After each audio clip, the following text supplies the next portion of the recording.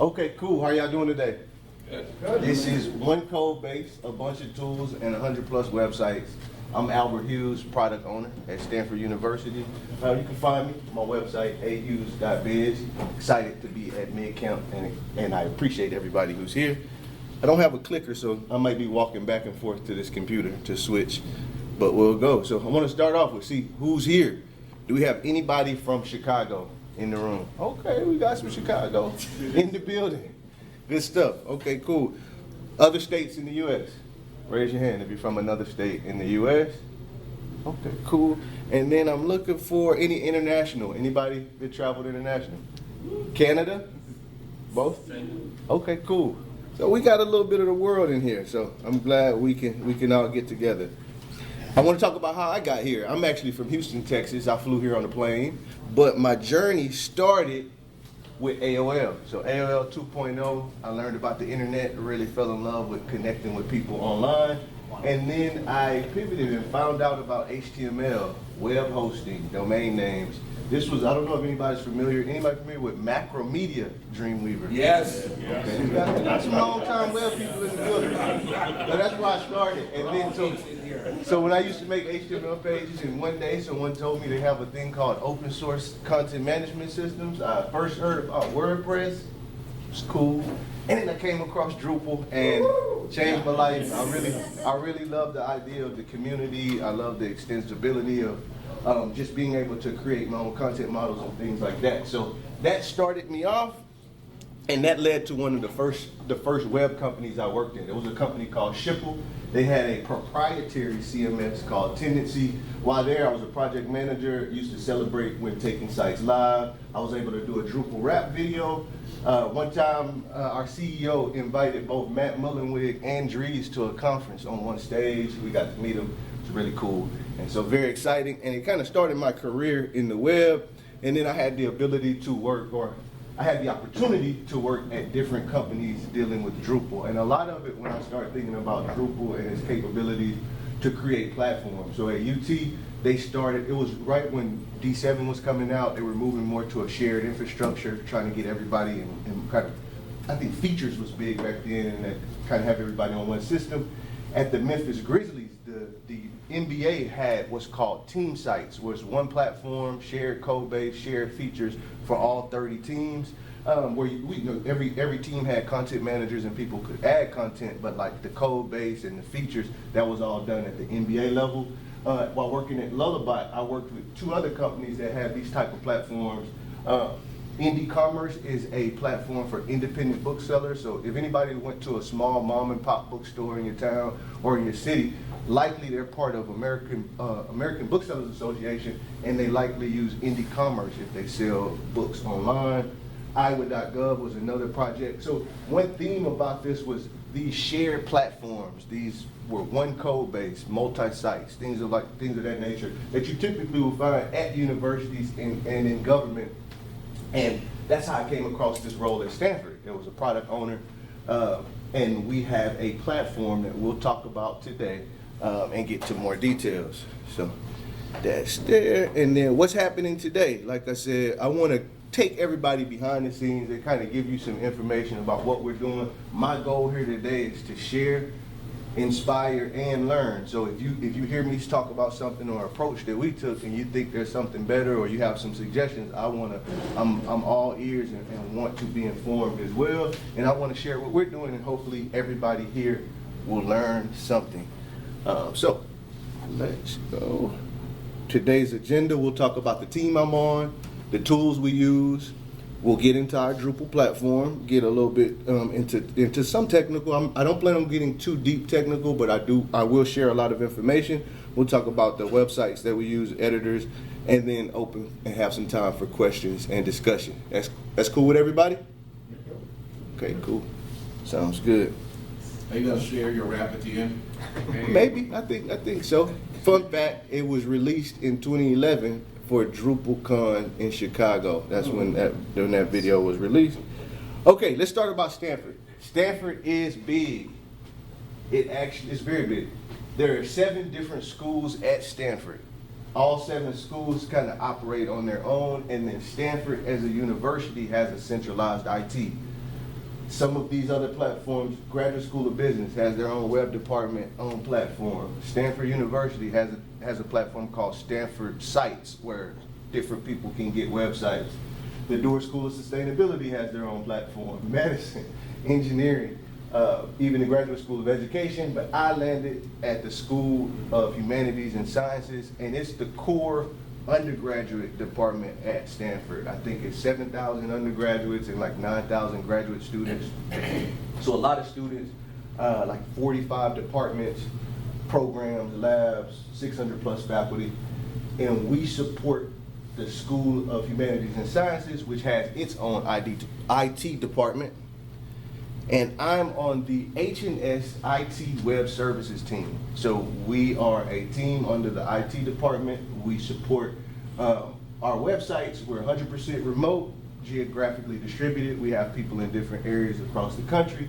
We do a lot of collaboration. We have a weekly co-working session. We do an in-person residency on campus 3 times a year.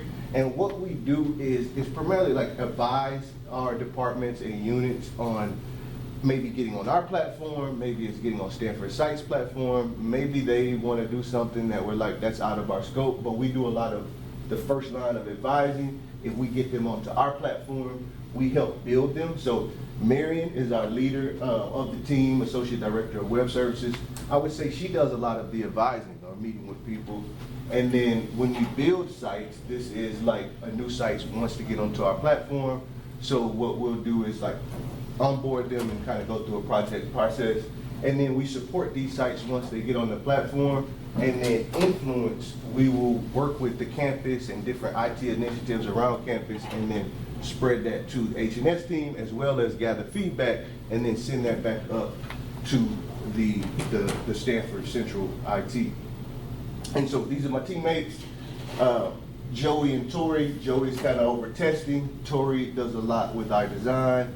Jen and Carolyn do a lot of site building and content work with our clients. And then I'm kind of serving as a liaison with our development teams, hearing from the other people on the team, things that we need to add to the platform, communicating that to our development teams, and then building on the platform. So that is the H&S IT Web Services Say team. more about the weekly co-working session.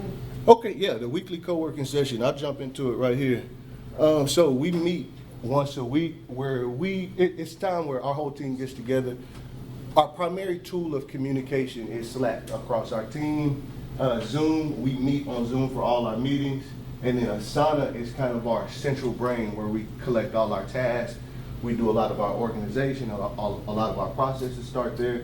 At the weekly co-working session, just to tell you, we kicked off each session with a game. So we do a lot of kind of icebreakers and kind of get us in a collaborative mood. It's usually an hour and a half. We'll go through certain tasks on this Asana board, like you see game, and then we'll kind of do a check-in, do updates, kind of ask questions. It kind of gives us a time because we work remote. It's that one time that we can come together and kind of hash out things real quick. Miro is a whiteboarding tool. Anybody familiar? Yes. Okay, cool. And we use that usually for strategy. And then of course we're still using a lot of stuff in Google Workspace or in Google Drive, Docs, Sheets to do a lot of collaboration there. Miro, one of the cool things, and these are again tools that we use that that maybe we can use. One thing we do that I really like in strategy is the way we prioritize and then move to what we're reorganizing what we're doing at the time. So we'll have a prioritization board where we'll kind of rank, everybody puts out what we're doing, what we want to do, maybe there were some ideas, we'll take that time to gather that, and then we'll rank those on this board from around urgency to importance. And so usually the things that end up here, high urgency, high importance, they get moved to now. And so this board is like a now, next, later. And so it kind of helps us understand what we're working on now, what we want to be working on next. And then if there's things that we know we want to get to, we can put them on this later board. So throughout the year, or really throughout that quarter, we can always come back and try to see, what should we be working on. And then we'll also do an export from this and then put that into Asana. So that leads to there. And then again, within Asana, there's tools for road mapping We organize a lot of our projects. So up there we have initiatives, we have folders for our vendors, we have folders for our different processes and projects. But Asana is really that tool for us that kind of keeps everything together. And then Google Docs. I know we all use Google Docs or have used the Google Doc. One thing that this was a way for us to get all the information in one place. I've been using a lot of the tokens. I think I can't see them as much in here, but like for date, you can also if you do the symbol and you're in an organization, it'll pull up anybody within that organization. I can tag them that way. You can tag with date. I think to create this whole block, I'm using like a code block where I can just kind of start it and it'll give me my sections. So really a collaborative tool, and try to use it to help us manage and help us support our units. Y'all want to get into the code base and start talking a little bit more about Drupal? Okay, cool. So the H&S Drupal platform is one code base and one repository, multi-site. Drupal 10 is a mix of core, contrib, and custom modules. We have shared default features and configurable design options. These are a couple sites here that we're showing. If I go here. When I say shared and customizable features, we have a set of content types. We have a set of default views. We have importers to our core system, our events, and our people's platform. And then we also have a component library, and we integrate a lot of accessibility. The one thing about the shared and customizable features that does give us problems is because they're customizable, then you have some sites who kind of go off of our normal path. So when it comes to time to provide updates and update these sites, whether that's the theme or whether certain functionality, that's where we sometimes run into some trouble, especially our front-end developers. And we'll talk about that when we get into towards the theme and design options. But also, like each site can create, we have the default content types, but they can extend those content types. They can also create new content types. So that can provide a challenge. Another thing is the content that gets imported. Sometimes people want to edit that content, but that content is tied to an importer, and so that can be a challenge in trying to work around that. Do some stuff there. Again, design options. So it's two themes that our platform has, traditional and colorful. You can choose a theme, but you also have what we call color palettes that you can select as well. So different things for font, different things for headers. Different options there. We don't have necessarily a design system per se, but we did work with our front-end developers, our external agency, to create these libraries in Figma that our front-end developers can reference for the different components, the different color palettes, the different themes. So that's like the guide when we do front-end work that they can come back to, and then we have that in Figma.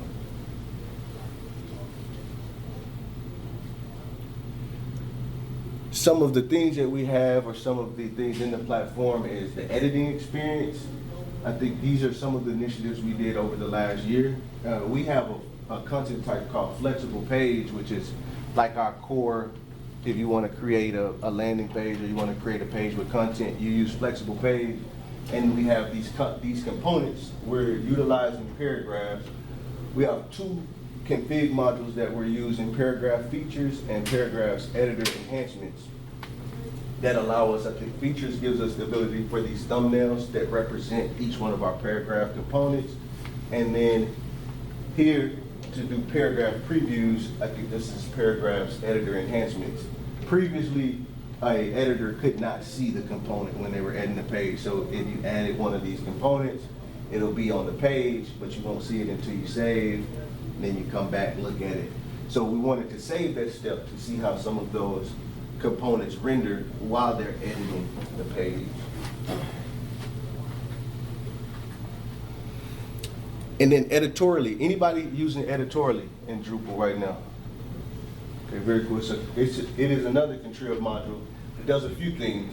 So if you look here, while a editor is logged in, it will show certain things about accessibility. So it will show like a heading outline on the page. It will also show like alt tags and show you if images on the page need alt tags. And then it also comes with these custom blocks over here, which top issues, pages with the most issues, recent issues.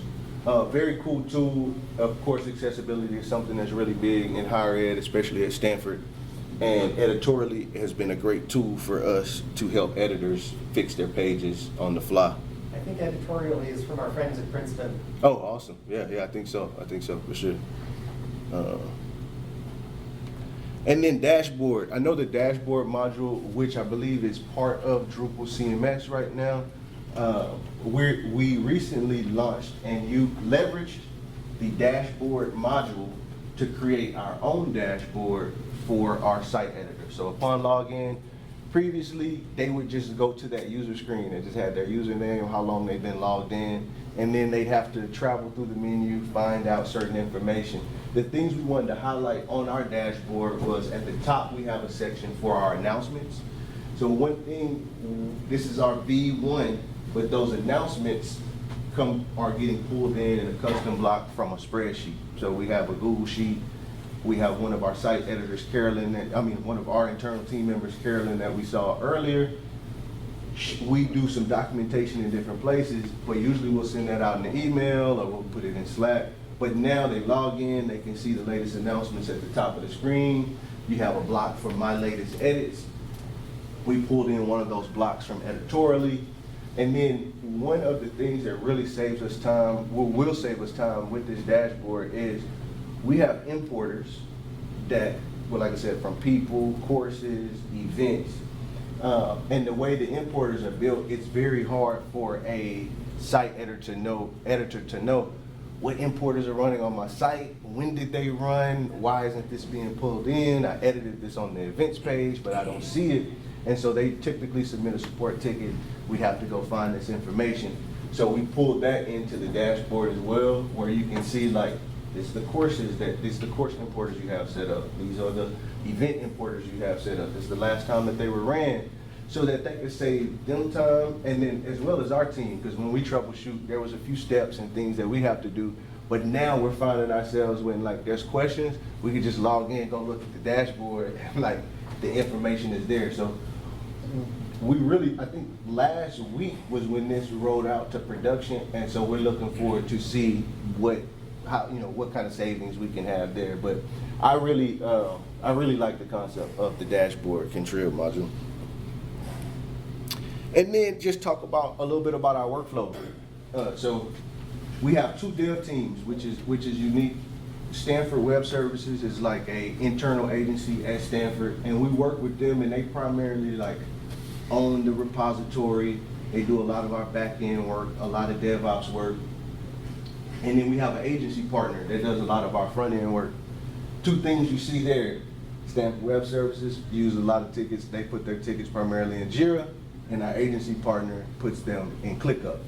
So 2 different systems. That's where one of those challenges where trying to bring stuff to a centralized location so that the rest of the team knows what's going on without looking those 2. And what we've been doing, I've either been using that Google Doc just as a quick way to show everybody these are all the tickets that both teams are working on, and then now really transitioning that to where they can see that in Asana. So Asana will have a link to both Jira and ClickUp, and they kind of start there, go out there if they both are involved, and then come back.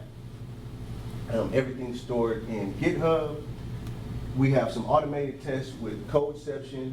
We're using Tugboat. Anybody familiar with Tugboat in here? Okay, cool. Yep. Definitely using Tugboat. We have Diffie is a visual regression tool, and then Site Improve is another accessibility tool that's Stanford-wide. So Stanford uses Site Improve, and so usually we'll run scans on our sites once they hit production. We're hosting with Acquia, and again, if you're not familiar, a dev environment, test environment, and prod environment. We'll usually, when we have like the dashboard, for instance, when we have a big chain of work that we want to do more thorough testing with, we'll like make a branching point, have it on dev, do some extensive testing there. We're doing releases, we're doing like 2-week sprints, so we're releasing pretty much going to prod every other week. So we'll have a release, go to stage, do testing for a week, and then usually go to production. It's been working well. You know, you have some challenges where it may be some weeks of like, this last thing, because the sprint cycles are happening really quick, if something gets caught up late in staging. And so before, we weren't using Tugboat. When I first started at the beginning of 2024, I was working at Lullaby that used Tugboat. Tugboats, they created Tugboat. And so I was familiar with it, and that really has helped our testing process where we can test some of the work. It was not getting really tested by our team until it made it to stage. And like by the time it got there, it's almost somewhat late in the process to then kind of bring it back. So with Tugboat, it's really helped us where you can test out any PR, it will spin any PR that's submitted, it automatically creates a preview environment that's a clone of that particular site. So that really helps testing features earlier in the process before it can get to stage, then we have to bring something back. So it's been a huge time saver, and it's been a great tool.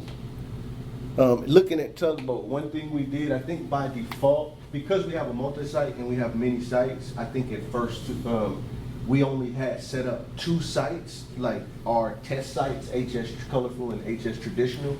But if you're not familiar, in the Tugboat config file, if you run in a multi-site, you can actually generate previews for any of those sites. So now, I think right now in the screenshot we had 2.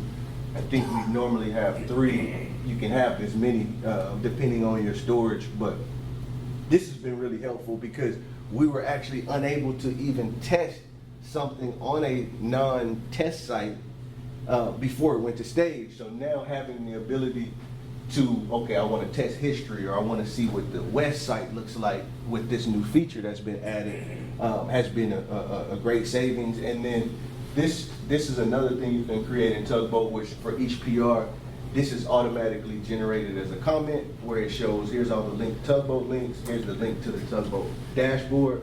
And then Tugboat also has visual diffs as part of the tool that we utilize, so that's been extremely helpful. The previous slide mentioned Diffie as well, but Tugboat also could. Yeah, and so our version of Tugboat came with visual diffs. We were using Diffie previously, and I do think like we're in the process of trying to figure out, can we drop Diffie? Can we just use Tugboat? That's a great point where I think Diffie was something historically there, and then over the last maybe the last 6 months, once we got this set up, that's one of the things I was proposing to the team is maybe we can go away from Diffie, because even the Diffie visual regressions is happening once it gets on stage. So if we find like gets to stage and maybe even sometimes prod, so if we're catching the visual regression, then we're kind of late in the process. So we should have caught that at the PR level using Tugboat so we could fix it and then get that in the process. So that's something that we've been learning, and we're trying to communicate to the team and see. I think sometimes, you have tools in place and it's like, we've been using this tool. It's it's a little scary to just say, let's stop using it. But I think to a valid point of like, we have it here earlier. So definitely, it's a great point. And then let's look at some of the websites. So 114 websites on the platform. That one of the challenges about that is we have like 5 or 6 different lists of what are those sites that are on the platform. So one in Salesforce, we're using platforms, and this is a mix of, again, departments, like Department of Economics, Department of Math, Department of Sociology. And then you have programs within there, you have labs, you have professor sites, all within that group. So you're dealing with different types of sites and different types of editors as well. We're using Salesforce. Anybody familiar with a tool called Workona? It's a tab management. It's one of those sites. So we have in Workona, what we're able to do is we have all our sites listed, and so maybe if we want to quickly open up a bunch of URLs to kind of test all the sites after we did production, you can just click it, or say open this group of URLs, and then it'll open them all up. And so really a handy tool to quickly instead of remembering where all the sites at, I can just oh, let me go here, let me pick a program site to test, let me pick a lab site. Usually we'll use it, like I said, on production, if we just did a new release and we just want to like test, look at sites across the platform, where Conan is a tool that can be used. And of course, Google Spreadsheets, the handy dandy Google Sheets, we use that to track sites too. And that's a place where I think internally we've discussed how can we maybe consolidate a place where all the sites, because the thing is, the sites have different metadata associated with them. Who's the owner of the site? You know, how long has the site been, when did the site go live? All of those points. And so the different systems have account for those points, but can we get a dashboard? Can we get a one place that's like, this is our sites tool? So that's one thing that we're looking at, trying to figure out. And then 600 plus site editors that we support. And so these are one of the ways, of course, at Stanford, we're using ServiceNow, support requests that come in, we handle them. We're using a tool called Slite. Anybody familiar with Slite? It is a tool used for documentation. So that's how we have our user guide. It makes it easy to set up user guides, basically. It has a lot of cool tools in there, but that's something that I would look at. Then we have like some reference sites, and then we do a monthly office hours where we offer people the chance to come in and ask questions about the platform. I don't think I put it on here, but we also have a Slack channel dedicated to our site editors that can come. And one thing about site editors on a platform like this is I don't know if it's one person on the platform who has a title of web editor. Like no one, I think everybody is that's something that I do, or that's something that I'm asked to do, or that's like a thing that gets passed on to me, which can present challenges of like, you have to constantly reiterate or answer that question of how do I log in? How do I add this type of content? How do I do that? And so we try to supplement that with the user guides, the office hours. But I think, and I know if anyone works in higher education or probably anywhere that deals with websites with a lot of people, you know that there's a lot of web editors who that's not actually their job, but that's something that they do. And so looking to bridge that gap and trying to find ways to kind of keep them up to date with information. That kind of led us to why the dashboard and some of those other tools that we're trying to build inside of the platform to help them. I think even in the platform we have links to the help guides and to the office hours, and maybe looking at adding some blocks to the dashboard to help support that even more. Okay, back to the bunch of tools. So these are a lot of the tools we use. One thing that I've noticed across all of the tools is that it's really a need for the tools to start talking to each other. There's also a piece of course, every tool here and probably every tool you've used over the last year has some type of AI integrated in it, right? Like, does that sound fair? Almost every tool we open, it has that. And then, of course, AI itself, whether it's ChatGPT or things like that, are almost serving as another team member or a collaboration partner, because we can put ideas in there. It can do some efficient tasks that gives it back to us. So that's a piece.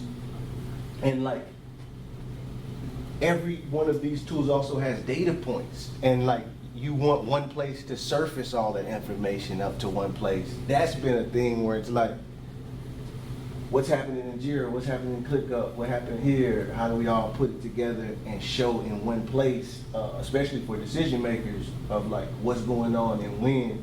And I see it as a challenge. I also see it as an opportunity of some way being able to, have these things talk to each other, show up, and put the data there. But yeah, these are a good handful of the tools we're using. And so with that, I want to say thank you, and then ask for questions and have any discussion that may have came up from that talk. Are you guys using Decanter as a base theme or extending it? We were using Decanter, but I believe right now we're pulling out. We started shifting away from Decanter, and I think there's a ticket right now that's like, remove the last dependencies of Decanter. But I know it originally it did start, and Decanter is like the Stanford kind of base, what would you call it? Well, their main theme. I Yeah, like a base theme. I think it started with that, but I think we diverged from it for sure. Is your theme open source as well, or? I think our theme itself is not necessarily open source. I don't think we've posted, here's the theme there. I do think our repository is Oh. is open though, so like. Hey, You know. it's close. Was there a question in the back? Oh, that was our question. Yes, sir. Yeah, how do you handle user authentication for 100+ sites? Does every site have their own user thing, or do you have a separate service that authenticates them centrally, and then Drupal goes to that site? We have a separate service. It's like a SAML authentication. So if you have a Stanford SUNET ID, you can log in just with your SUNET. I was trying to see if I had a site, but we have our login button is tied to, you click it, it authenticates and gets you logged in. And then based on that, there's default roles to your Stanford level, so faculty, staff, student. And then we have some default roles that then we can assign, like website editor, contributor, and things like that. One other thing about access management is a big kind of initiative that I think Marion and Jen, a few people on our team, to handle, because one thing that'll happen, we have the authentication, so you can log in, but you may not have a role that could do anything. And so you may have somebody ask, hey, can I get access to this site? And it's like, or can I get a role to edit the site? And so it's kind of like, I don't know. So we started a process where it's like, we need to check with the DFO or one of the leadership, either the main leadership from that department or one of the existing site managers who has like an access role, and then confirm, okay, is this person, can this person get access to the site? But just logging in and getting a user record is handled through SAML authentication. So how does that work, Sharon? Like it handles it, and on the Drupal side, does it create the user from that basically? Like is there anything sitting on the database in Drupal dealing with users? It create from just from everything I think I know it creates a user record for sure upon login, and then I think that user record in the database is tied to that Stanford authentication. To that there, and then trying to think. So that other service, is that you pay them, and like how is that? It's its own server, its own database. It's a central database, I guess, right? Is how, like, what quick notes can you give someone like me that doesn't have any concept of that? Like how would I get started to be able to do that kind of thing? Yeah, I think the SAML is something that's the authentication part is handled by our central Stanford IT team. As far as just being able to handle authentication, I think they have a complete access management server that specifically does that. Does anybody in the room have some more information that could help inform that? Yeah, we have that on our site, and so what it does is, it's called WebAuth, and you don't pay for it, you sign up for it, and you create, through Stanford, like he was saying, through the IDs, it's like simple SAML, you configure it. The only thing that we haven't figured out is kind of what you're saying, but people have to log in once with their SUNET ID, that creates an account. You just create an account for them in Drupal, you'll have two accounts. You'll have a local account and you'll have a WebAuth account. You don't want the local account, because then you're not using WebAuth. So you have them log in once, and then we assign a role. What we're trying to figure out with our new servers, with our new sites, is there is a way at Stanford, because people have different groups that they're affiliated with, that, okay, this group comes in, SAML recognizes them and automatically assigns them the correct role. We don't really have that. We're like, they'll come in, and then I or somebody has to elevate them to have the intranet to see this portion of the site or that portion of the site. But because if you work at Stanford, and the only problem we have is giving outside people access, they'd have to have like a guest SUNET ID in order to see anything on your site. So we'll have that, for vendors or guests, they'll get, first they get a SUNET ID from central IT, and then they can log in with WebAuth. So it's kind of proprietary. The most prevalent providers outside of your IT department would be like Microsoft Azure, Active Directory, or called Entra or whatever. And with that, you can map an entitlement and then map that to roles as well. So if you have a provider like Active Directory, you can do the SAML really easily. Yeah. Thank you. Eric? If you want to find me later, I can talk to the specific, like, technical back end of Stanford Central servers, what they actually do. And all that stuff. Yeah. If you're interested. Thank you. Very cool.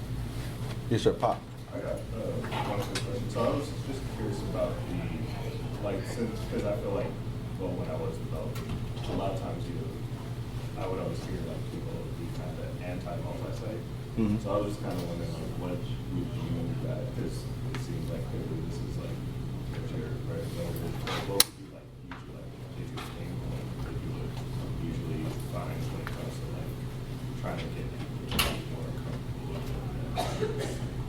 Yeah, I think there's the places where I've seen where they wanted to go against multi-site, like that indie commerce bookstore, because they didn't want to share this. They wanted to be really separate because they took in money. So like having if one site got compromised, it could potentially compromise other sites on the platform when it came to money. I kind of came from I don't have a complete answer of like. Some pros and cons against multi-site. Does anybody have some good pros and cons or reasons why not to do a multi-site? Release schedule. Say that again. The release schedule. If you don't want to release multi-site at the same time, you want to split them. Correct. That's one. Whereas like everybody's gonna get the release, and like it's gonna happen. So, but that could be if maybe you have certain sites that you don't want to have those certain features, or this site has something specific they want. I could see that could be a challenge. And like I said, some of the challenge I've had has been around like I'll come back to it. I seen you raise your hand. I just want to see if you had input on We that. have that issue with clients, they do not understand what is content and what is code, and what can be shared and what cannot. So if you have a multi-site, they may want something different for one side and the other, and that's a challenge. Yeah, it's kind of that customization challenge, and we see the challenge when in that multi-site we have certain sites where we will kind of go off script and like, okay, this site has some customizations or they did this thing, and then we do a release and it's like, we didn't account for that custom content type that they have there on that particular site. So that's kind of the downside that I have seen. But then some of the upside has been like all the sites do get those features. So if we do have something new that we roll out to this one site, all the other sites get that as well. So that's been a benefit. So we're at time, but Okay, we at time? Cool. Well, appreciate everybody.